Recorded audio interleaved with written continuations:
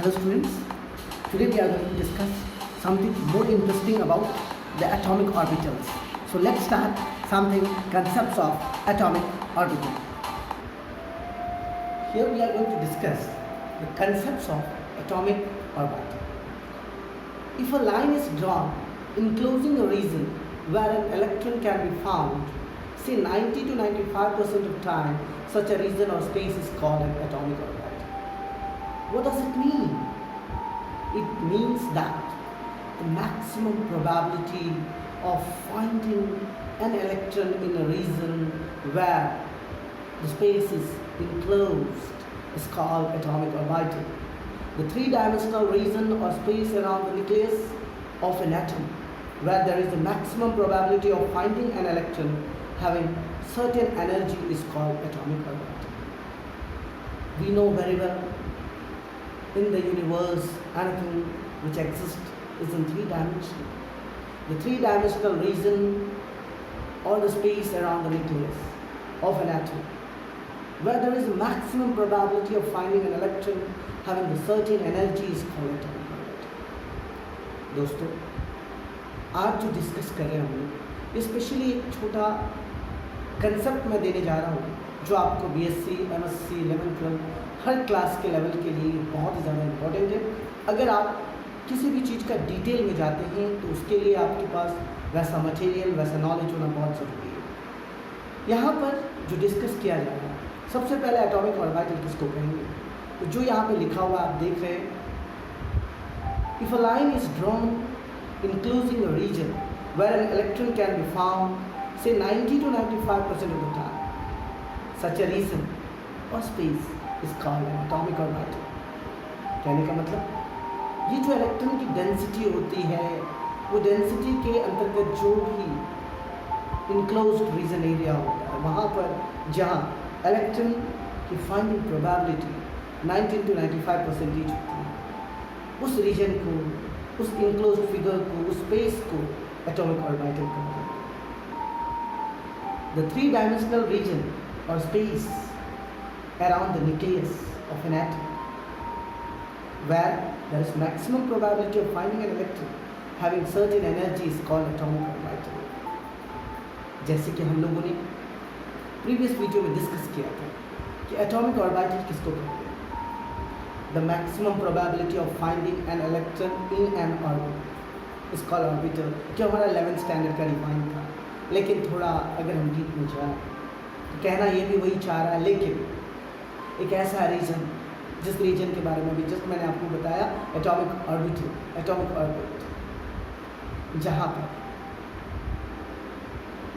एक स्पेस के अराउंड में, न्यूक्लियस के अराउंड में जो इलेक्ट्रॉन रिवॉल्व कर रहा है और रिवॉल्व करते समय जो मैक्सिमम प्रोबेबिलिटी होगी इलेक्ट्रॉन की फाइंडिंग की, उस सर्टेनिटी एनर्जी को भी atomic orbital. An atomic orbital represents the space around the nucleus in an atom where the electron spends most of its time while in constant motion.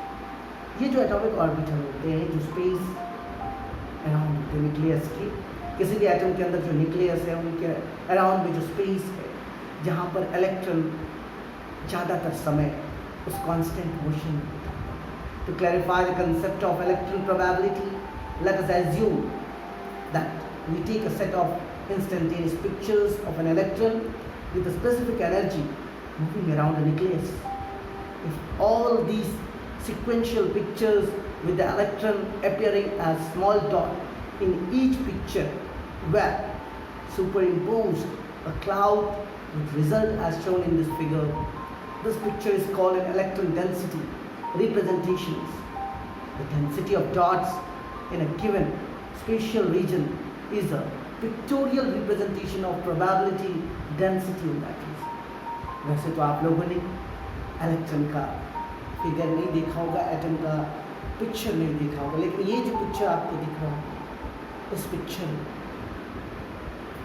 Electron with a specific energy moving around nucleus, ये nucleus के around में electron जो move हो रहा है with specific energy, छोटे छोटे dot जो देख रहे हैं आप पिक्चर में, ये डॉट कुछ और नहीं, ये इलेक्ट्रॉन्स क्लाउड है। जिसको इलेक्ट्रॉन की डेंसिटी रिप्रेजेंट करने के लिए कहते हैं। ये इलेक्ट्रॉन की डेंसिटी को रिप्रेजेंट करता है। ये special region in a pictorial representation of the probability density in that region. ये जो पिक्टोरियल रिप्रेजेंटेशंस है ये कुछ और नहीं, ये प्रोबेबिलिटी डेंसिटी है, जो इलेक्ट्रॉन का डेंस है, जो बादल है, जो क्लाउड्स है इलेक्ट्रॉन का, किस तरह से रिप्रेजेंट किया जाना चाहिए, ये उसका एक छोटा सा बस पिक्टोरियल ग्राफ है। Now let us discuss about the shapes of orbital. किस तरह से ऑर्बिटल के शेप्स होते हैं और ये कैसे पाए जाते हैं। The shapes of orbital depend on the quantum numbers L and M। आप जानते हैं L हमारा एज़िमुथल क्वांटम नंबर और M हमारा मैग्नेटिक क्वांटम नंबर। चलिए अगर हम बात करते हैं S orbitals are shown in this figure। The important points regarding their shapes। मैं आपको ये फिगर भी दिखा रहा हूँ, लेकिन उससे पहले जो इसके important points है इसको डिस्कस करेंगे। All S orbitals are spherically symmetrical। याद रखना, all S orbitals are spherically symmetrical। The effective size of S orbitals increases as n increases। कहने का मतलब अगर प्रिंसिपल क्वांटम नंबर इंक्रीज करेगा तो effective size of S orbital will also increase. 1s से ज़्यादा बड़ा होगा 2s, उससे ज़्यादा बड़ा 3s, 4s, 5s, so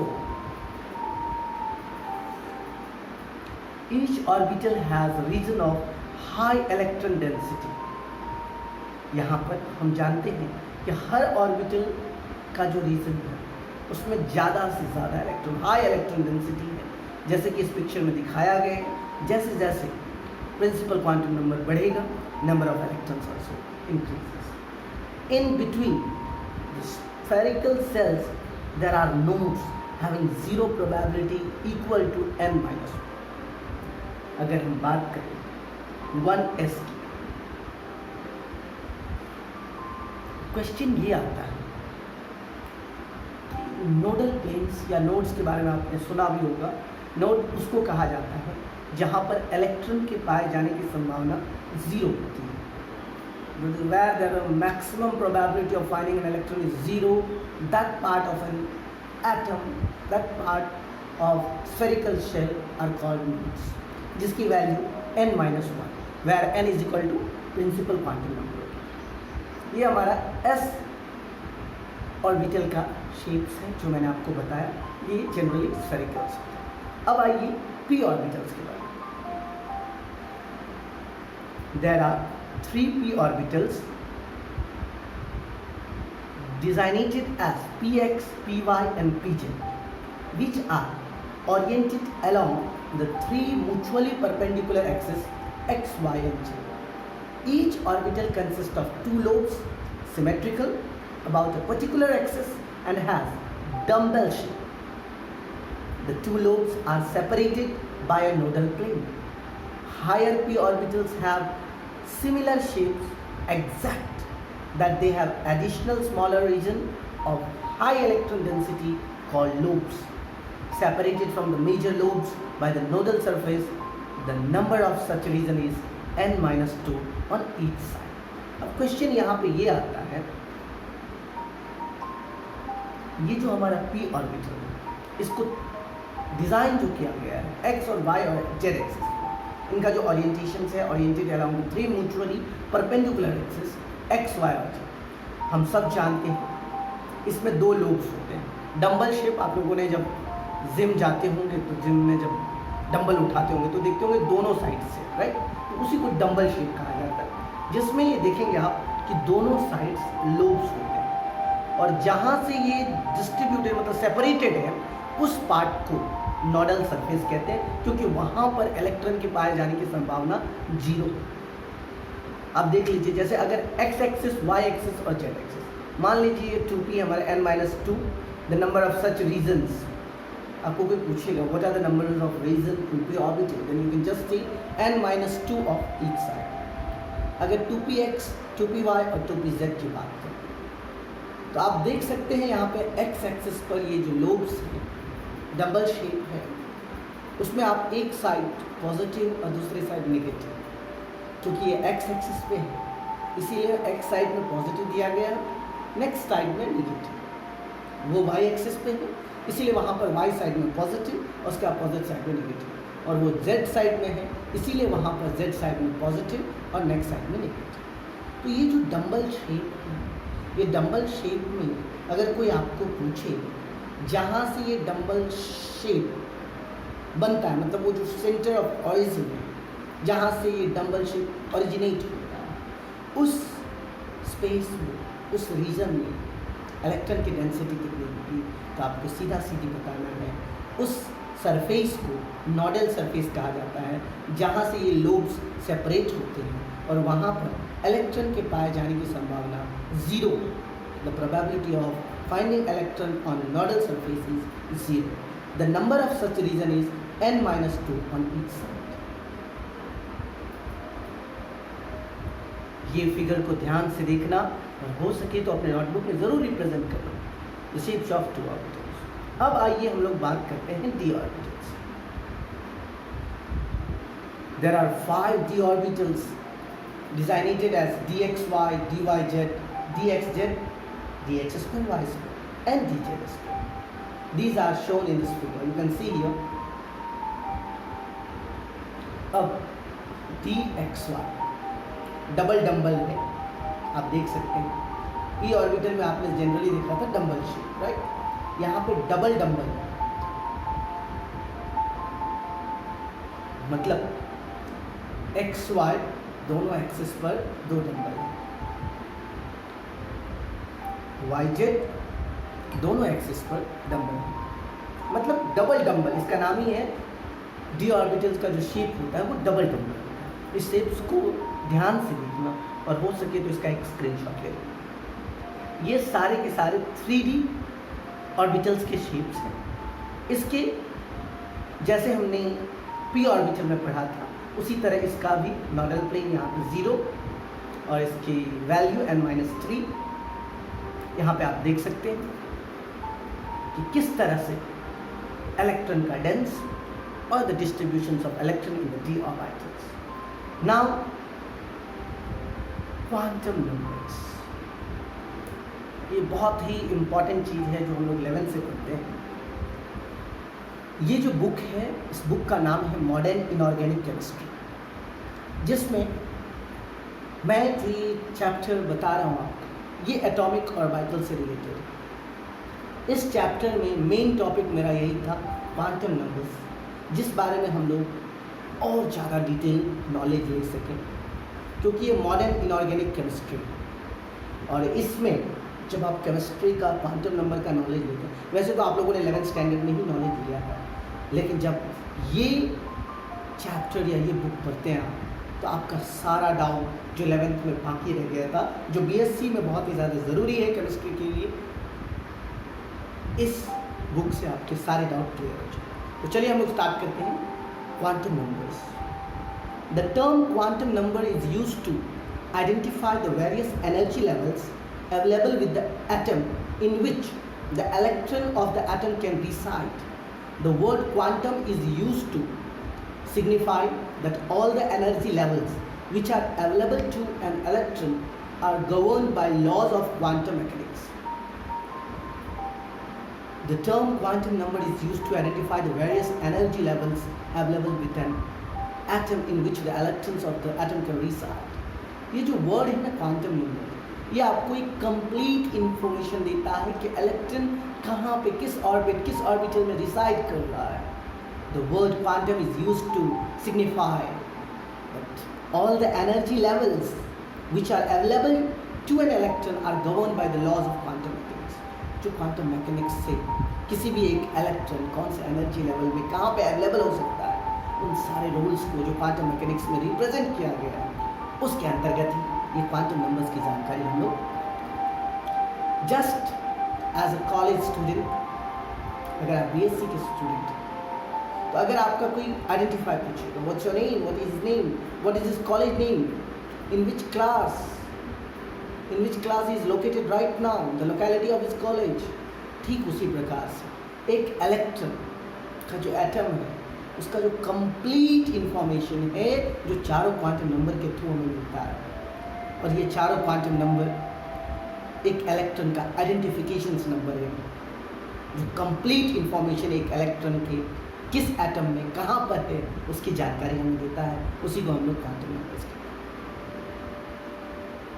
specify the positions और locations of an electron in an atom, predict the direction of spin or self rotation of the electron and determine the energy and angular momentum of the electron।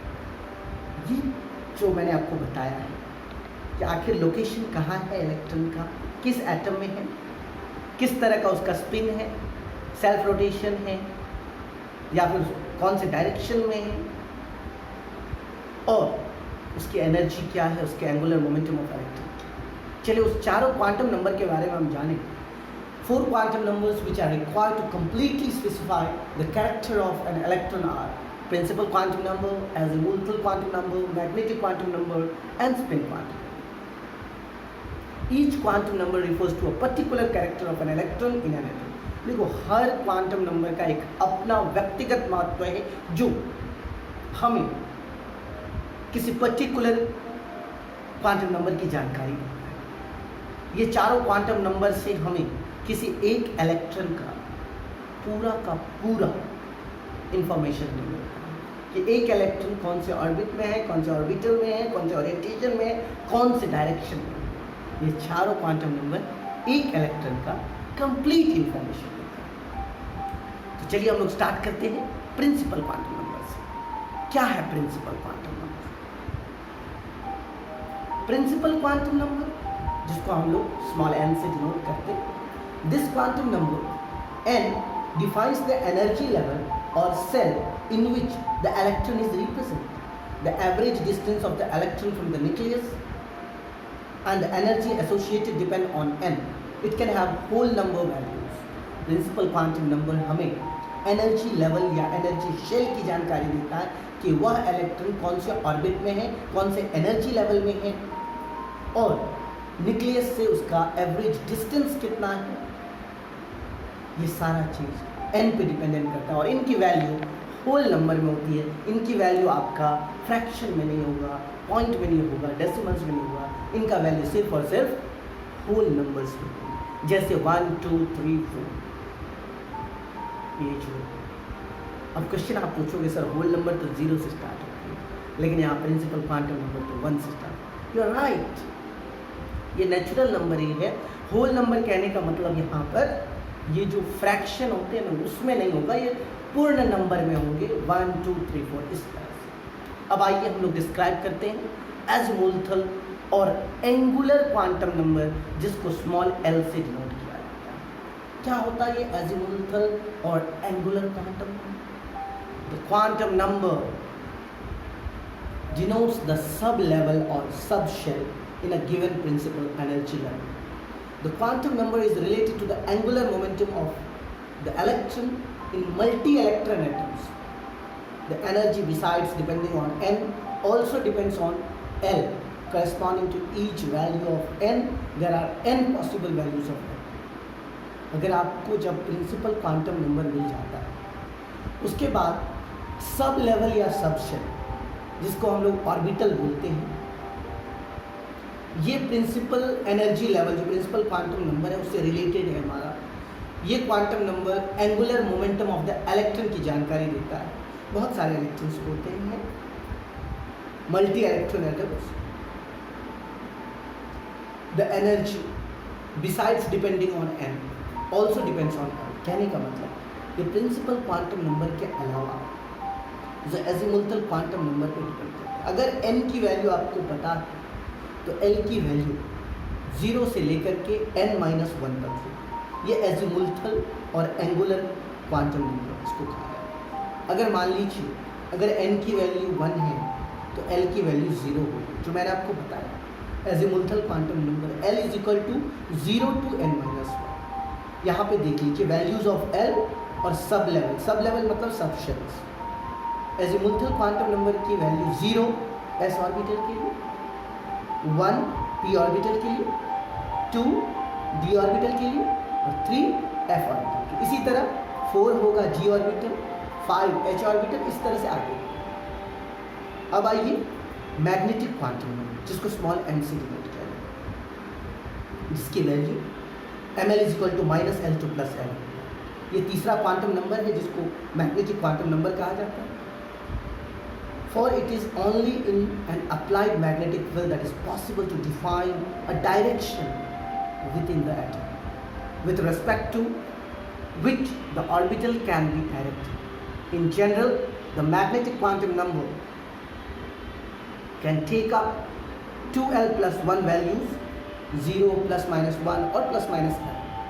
Thus, an s electron which is spherically symmetrical and has 0 orbital angular momentum can have only one orientation, but p electron can have 3 frequently chosen x, y and z directions in Cartesian coordinates.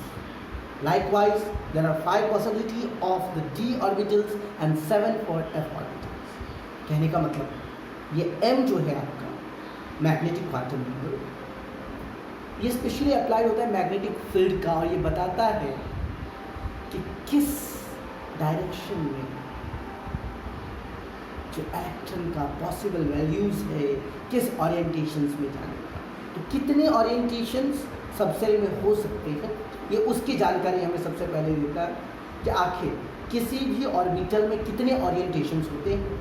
तो orientations का formula होता है 2l + 1। याद रखना कि किसी भी orbital में कितने ओरिएंटेशन, जिसे डी एनर्जी हम कहते हैं, कितने ओरिएंटेशंस हो सकते हैं, उसका फॉर्मूला है 2l + 1। अगर हम s ऑर्बिटल की बात करें तो s ऑर्बिटल में l की वैल्यू 0 होती है, तो 2 × 0 + 1 मतलब 1। s ऑर्बिटल में मैक्सिमम 1 ओरिएंटेशंस होंगे और maximum 2 electrons can accommodate. p orbital की बात करें 2 × 1 + 1 दैट इज 2 + 1 3। p ऑर्बिटल में 3 ओरिएंटेशंस होंगे, जो ऑलरेडी हमने पढ़ा है x, y और z Cartesian coordinates, right.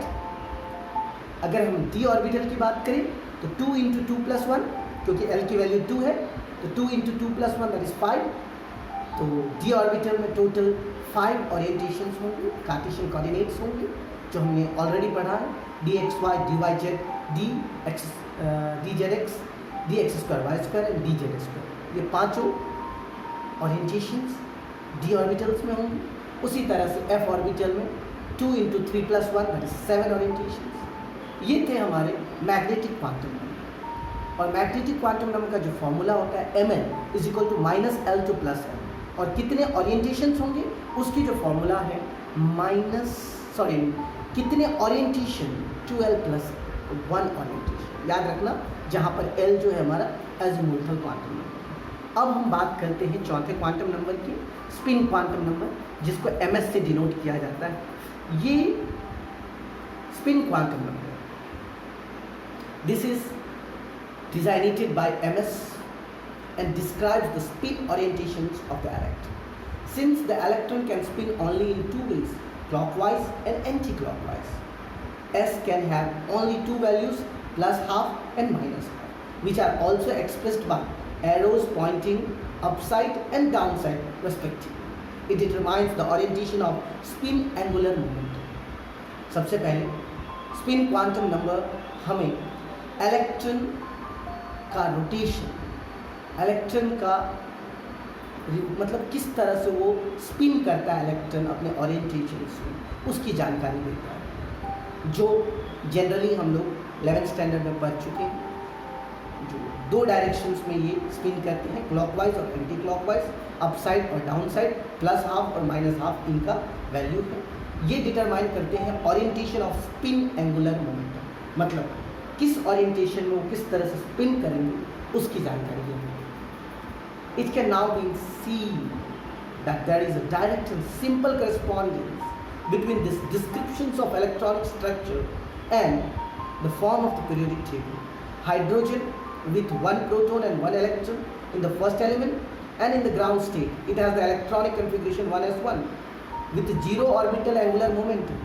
Helium atomic number 2 has the electronic configuration 1s2 and completes the first period, since no other unique combinations of n is equal to 1 L is equal to M is equal to 0 and MS is equal to plus minus half axes. अगर हम hydrogen और helium का ये चारों quantum number निकालें तो आप देख सकते हैं N की वैल्यू 1 होगी, L की वैल्यू और M की वैल्यू, दोनों की वैल्यू 0 और स्पिन क्वांटम नंबर का plus half and minus half, plus half hydrogen का, माइनस हाफ हीलियम का, ये दोनों एग्जिस्ट कर सकते हैं। The second period begins with the lithium जिसमें atomic number 3, the least tightly bound electron having the electronic configuration 1s2 2s1.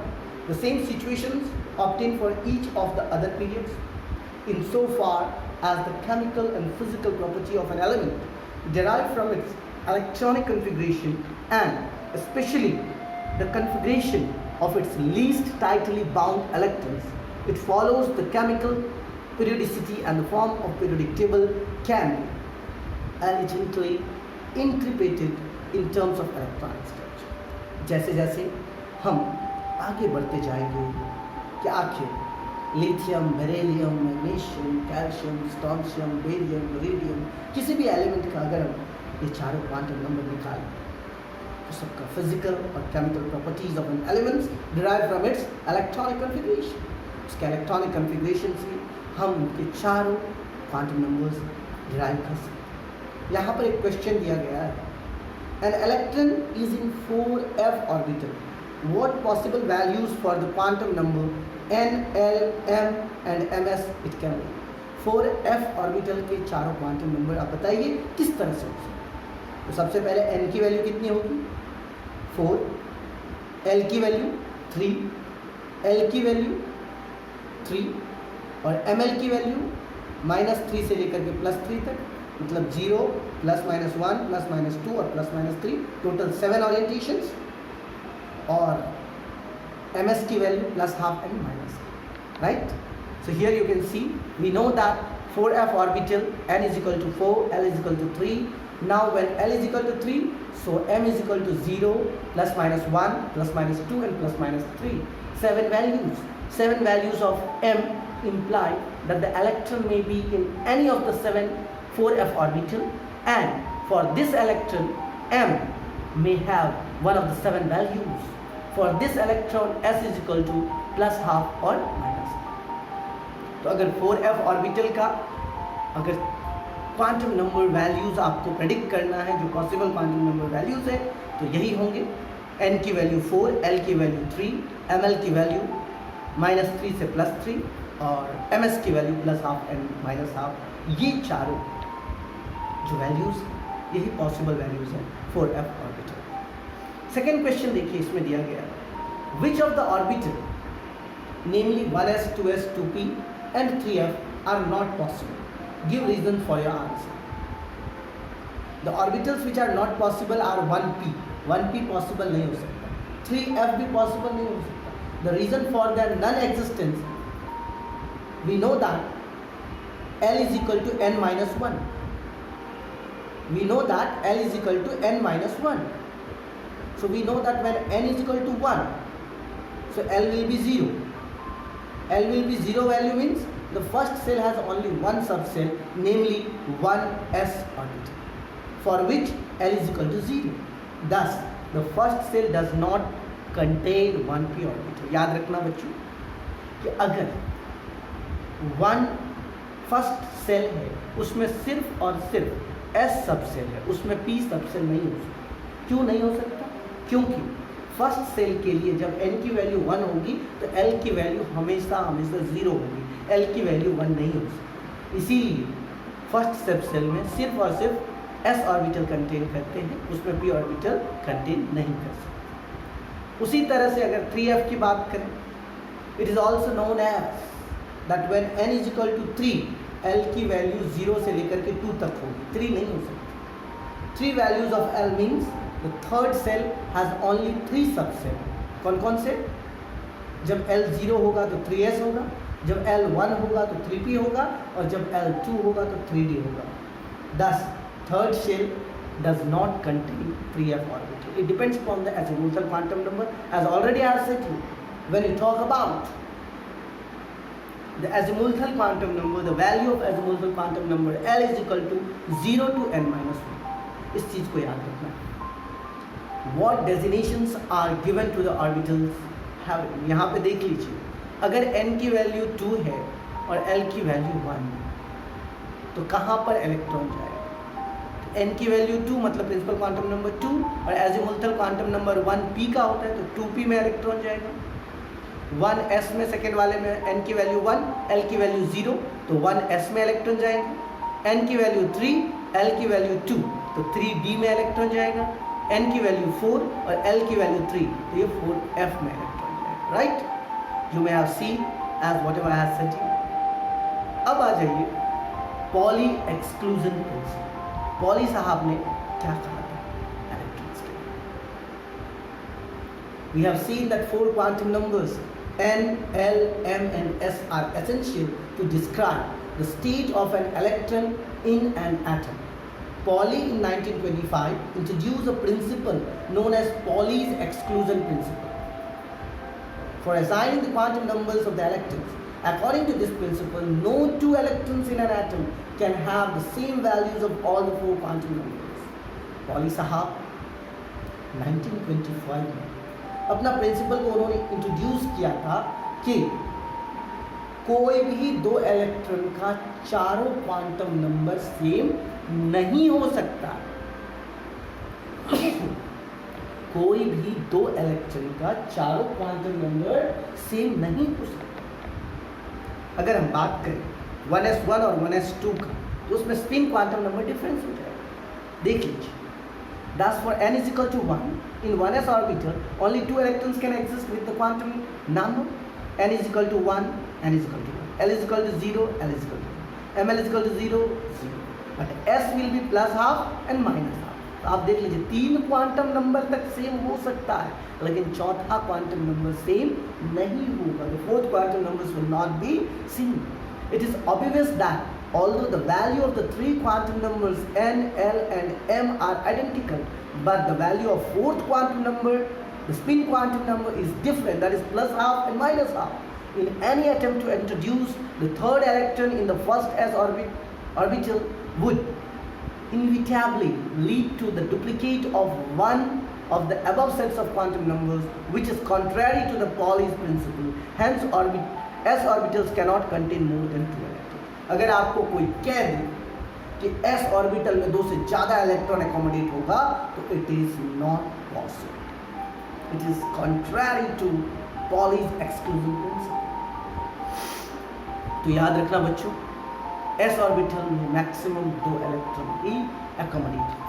The maximum number of electrons for each principal quantum number is given by 2n square, जो bore theory में हमने पढ़ा था कि आखिर किसी भी ऑर्बिट में कितने मैक्सिमम इलेक्ट्रॉन रह सकते हैं, तो वो था 2n square। This would give the maximum number of electrons in successive cell, as in the first cell 2, second cell 8, third cell 18, fourth cell 32, fifth cell 50. For example, according to the 2n square rule, n is equal to 2 must have 8 electrons. And according to Pauli exclusion principle, we can arrange them having the following combinations. अगर second orbit में 8 electron का आप देख सकते हैं, ये चारों quantum number, first electron जो सेकेंड 2s1 है उसका चारों क्वांटम नंबर इस तरह से होगा 2 0 0 हाफ, और ये 2s2 का 2 0 0 माइनस हाफ, 2p1 का 2 1 0 प्लस हाफ। ये जो आप देख रहे हैं 2px 2py 2pz, ये चीज़ आपको यहाँ पर कंसेप्ट क्लियर होगा, ये 11th में कंसेप्ट क्लियर नहीं होता है। ये जो 8 इलेक्ट्रॉन्स के आप चारों क्वांटम नंबर देख रहे हैं, the 2 electrons are accommodated in 2s orbital with l is equal to 0, while the 6 electrons are accommodated in all the 3 2p orbitals where l is equal to 1. 2 electrons each in 2px, 2px का m का value +1 होगा, 2py जिसका ml value -1 और 2pz 0 होगा। Similarly we can account for other levels also. तो याद रखना बच्चों, ये जो हम लोग p ऑर्बिटल का ओरिएंटेशन जो ड्रॉ करते हैं 2px 2py 2pz, तो -1 0 +1 you can write it, but here you can see as +1 value is for 2px -1 value is for 2py and 2pz value is 0. Okay? Significance of the principle. The significance of the principle is that each orbital in an atom hold a maximum of 2 electrons, provided these 2 electrons have opposite spins. Knowing this fact and using the rules, we can determine the largest possible number of electrons that can occupy each energy level. यही reason है कि maximum एक orientation में ज़्यादा से ज़्यादा 2 electrons, और वो भी अपोजिट स्पिन में, जिससे हमें किसी भी एनर्जी लेवल में मैक्सिमम कितने इलेक्ट्रॉन्स पाए जाते हैं उसकी जानकारी हमें मिल सकती है। Distributions of electrons in orbitals as we pass from one element to another along the periodic table, we find that 1 electron is added every time to the next atom. Where should the incoming electron go? Filling of the different orbitals by electron proceeds in according with the following rules. याद रखना बच्चों कि अगर हर orbital के orientations में एक एक electrons add होता है, where should the incoming electron, वो कहाँ पे उसको शिफ्ट होना चाहिए, उसके कुछ रूल्स हैं, जिस रूल से आप पता कर सकते हैं कि वो इलेक्ट्रॉन कहाँ पे शिफ्ट होगा।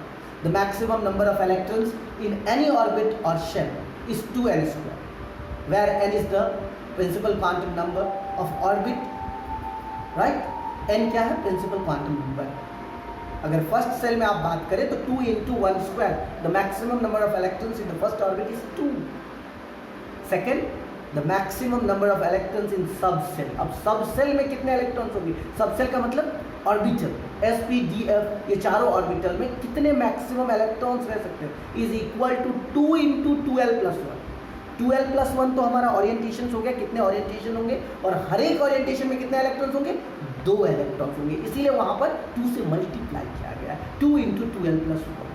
अगर l की वैल्यू 0 होगी तो 2 × 0+1 मतलब 2 × 1 दैट इज 2। तो फर्स्ट s ऑर्बिटल में ज़्यादा ज़्यादा 2 इलेक्ट्रॉन। p ऑर्बिटल में कितने होंगे?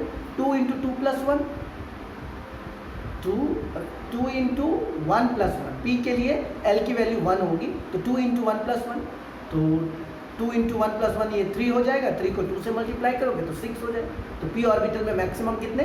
6। d ऑर्बिटल में मैक्सिमम कितने? 10। f ऑर्बिटल में मैक्सिमम कितने? 40। तो यहाँ पे वही दिया गया, the maximum number of electrons in a subshell s p d और f is equal to 2 × 2l+1, where l is equal to 0, 1, 2 और 3 as a multiple quantum numbers.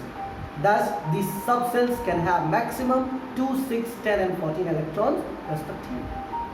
The orbitals are filled up in order of increasing energy. The orbitals are filled up in the order of increasing energy. As a working rule, a new electron enters the orbital. The orbitals are filled up in order of increasing energy. Orbitals कैसे भरते हैं? Increasing energy के रूप में उसमें electron भरते जाता है। As a working rule, a new electron enters the orbital where n+l value is minimum. याद रखना, अगर कोई पूछे 3d में पहले इलेक्ट्रॉन जाएगा या 4s में पहले इलेक्ट्रॉन, तो यहाँ पर उसी का रूल दिया गया है। As a working rule, a new electron will enter the orbital where n+l value is minimum. n+l value जहाँ पे कम होगा, मिनिमम होगा, वहाँ पे नया इलेक्ट्रॉन इंटर करेगा। तो 3d और 4s जब आप निकालोगे तो 3d का n+l वैल्यू 5 होता है और 4s का n+l वैल्यू 4 होता है। तो पहले इलेक्ट्रॉन 4s में एकोमोडेट होगा, उसके बाद 3d में होगा।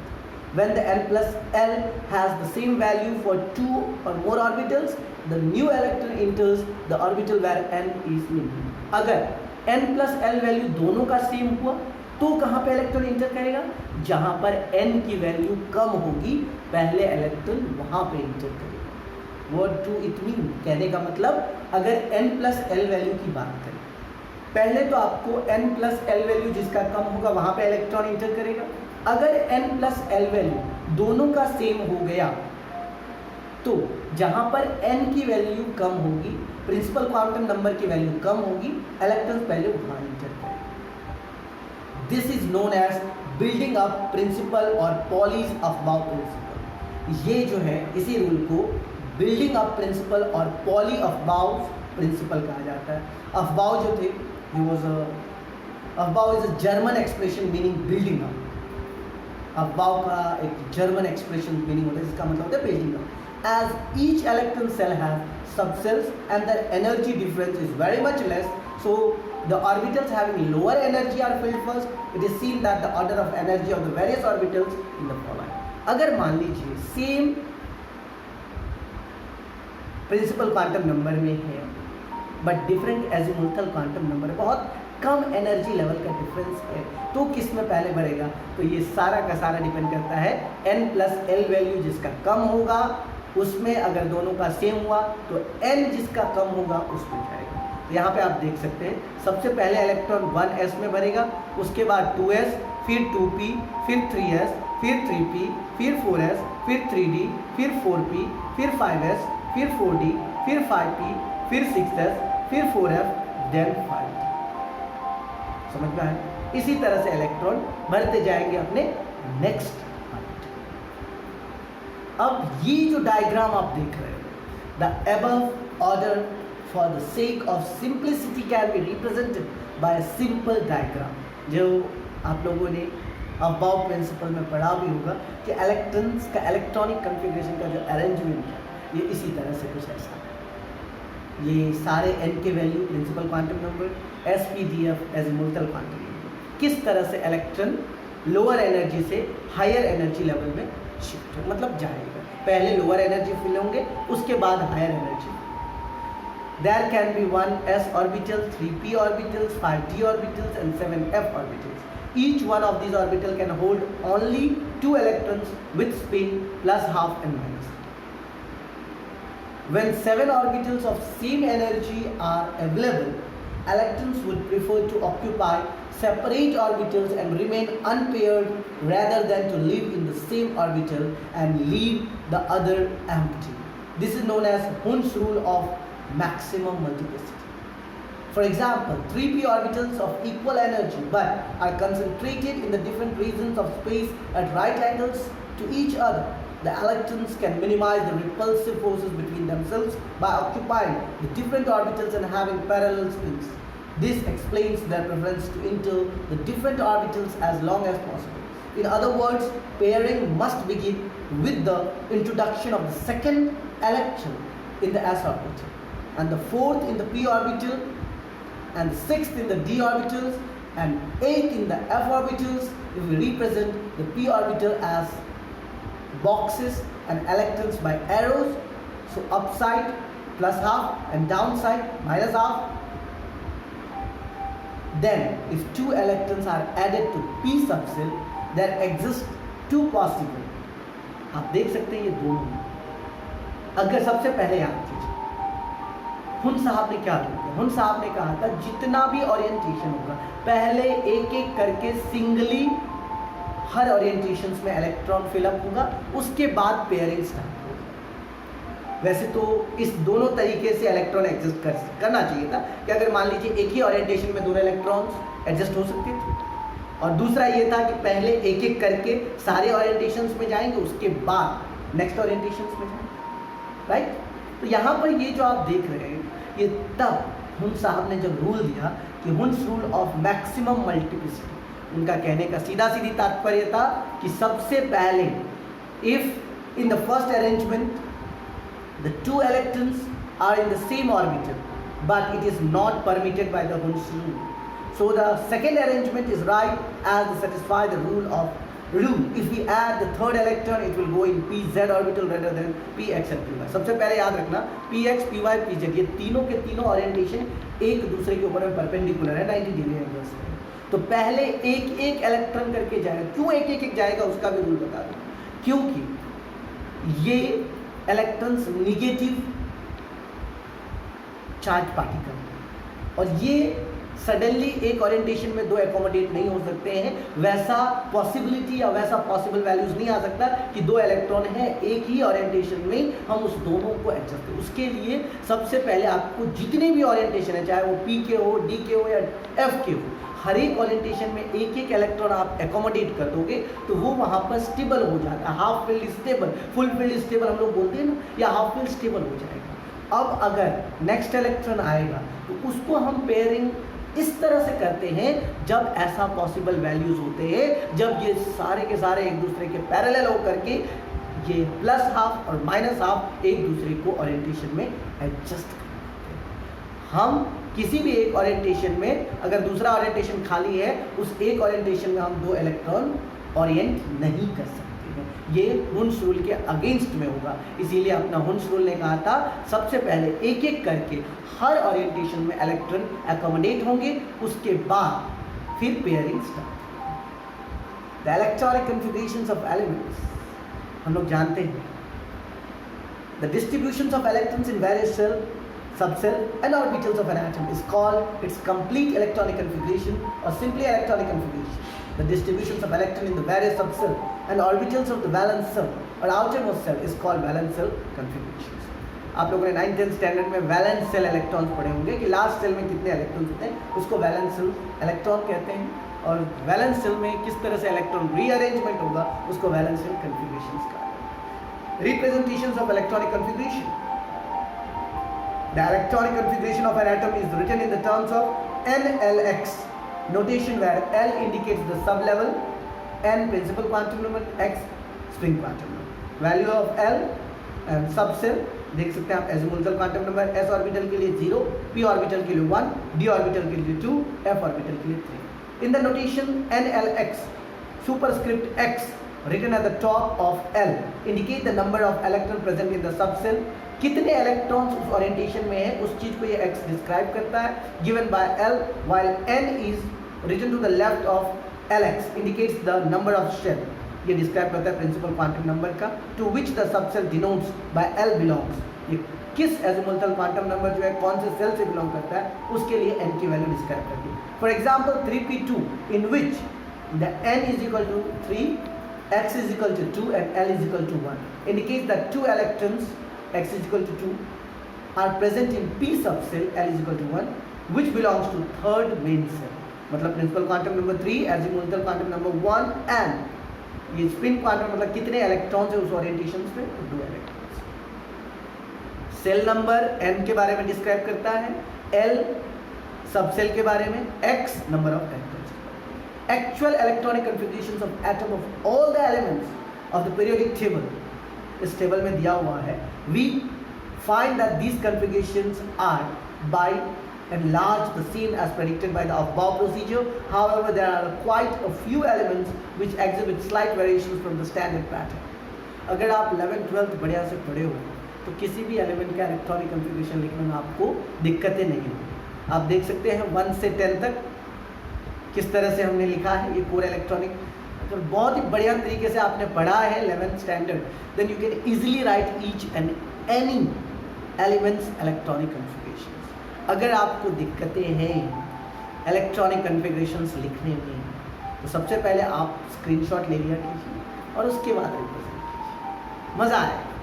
And I hope each and every elements electronic configuration you can write it. सबसे पहले आप इस पेज का एक स्क्रीनशॉट ले लीजिए, 1 से 10 और 39 से 40, ये सारे एटॉमिक नंबर है और उनके इलेक्ट्रॉनिक कन्फिगरेशन। उसके बाद 11 से लेकर के 26 और इधर 49 से लेकर 64 तक।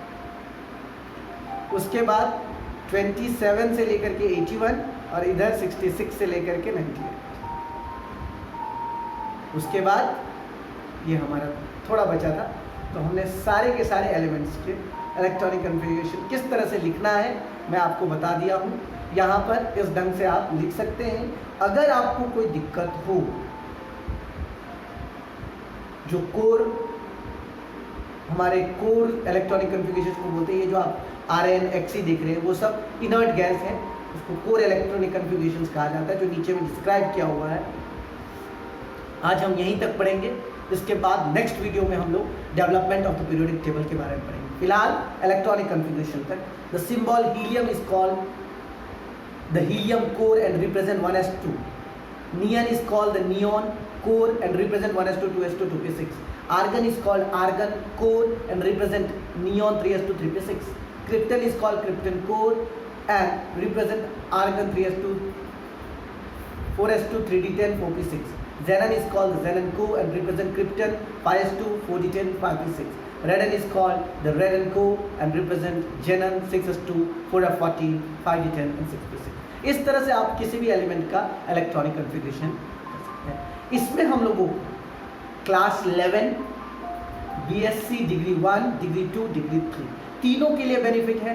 अगर आप किसी कम्पिटिटिव लेवल एग्जाम की तैयारी करना चाहते हैं तो उसमें आप लोगों को डीप नॉलेज की ज़रूरत होता है, जिसमें मैं ये समझता हूँ ये क्वांटम नंबर और इलेक्ट्रॉनिक कन्फिग्रेशन बहुत ही बढ़िया से मैंने एक्सप्लेन किया है और आप लोगों को मज़ा भी आया होगा ये लेक्चर सुनने में। आज के लिए दोस्तों इतना ही। Thank you very much.